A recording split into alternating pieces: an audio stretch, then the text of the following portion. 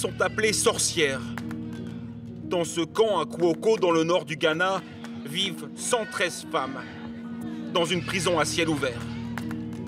Bannies de la société, elles sont coupées de leur famille, sans ressources, après avoir été accusées de sorcellerie.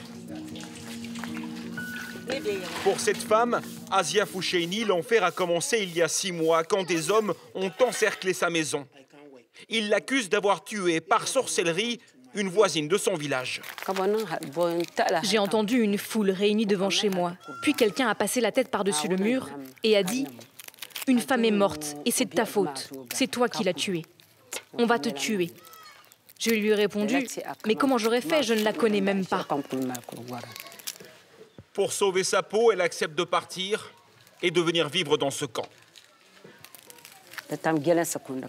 Je n'aurais jamais cru que ça allait m'arriver à moi, qu'un jour je serais accusée de sorcellerie et envoyée ici. Je ne crois même pas en la sorcellerie.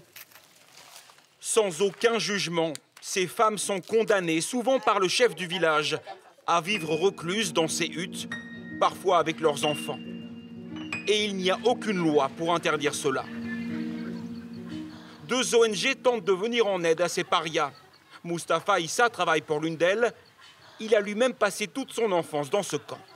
Ma mère a été accusée d'être une sorcière.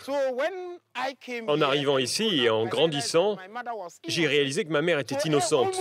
Toutes celles qui sont emmenées ici sont dans la situation de ma mère.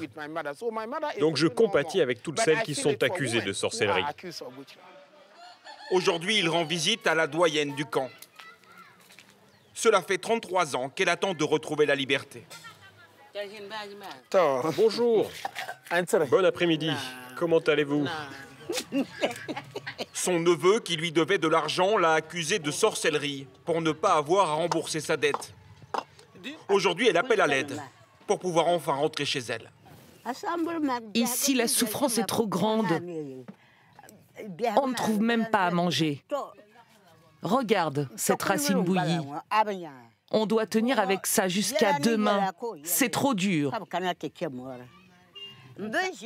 Comment ça peut aller quand des gens vous repoussent entre la vie et la mort?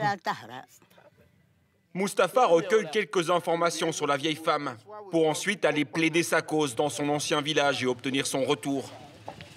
Une partie du travail de ce défenseur, c'est justement de se rendre dans les communautés de la région pour faire changer les mentalités. Ici, la sorcellerie vise essentiellement les femmes. C'est un moyen de les écarter lorsqu'elles deviennent gênantes, pour une raison ou pour une autre. Dans un couple, si ça ne va pas, la femme finira par être accusée de sorcellerie, pas vrai? Personne ici ne peut jurer que cette femme ne se retrouvera pas dans un camp, sauf si on arrête ses bêtises. Mais les 3/4 de la population au Ghana croient en la sorcellerie. La tâche est difficile. Ils soupçonnent les sorcières d'avoir fait du tort à leur communauté. Alors, ils ne sont pas encore prêts à les faire revenir chez elles. Ailleurs, nous avons réussi à en réhabiliter une 50aine, mais ici, c'est la première fois qu'on vient, c'est plus difficile. Le Ghana est officiellement le dernier pays au monde à abriter ces camps de sorcières. En 2014, une commission nationale a été chargée de les fermer, mais elle s'est heurtée aux croyances locales et a échoué.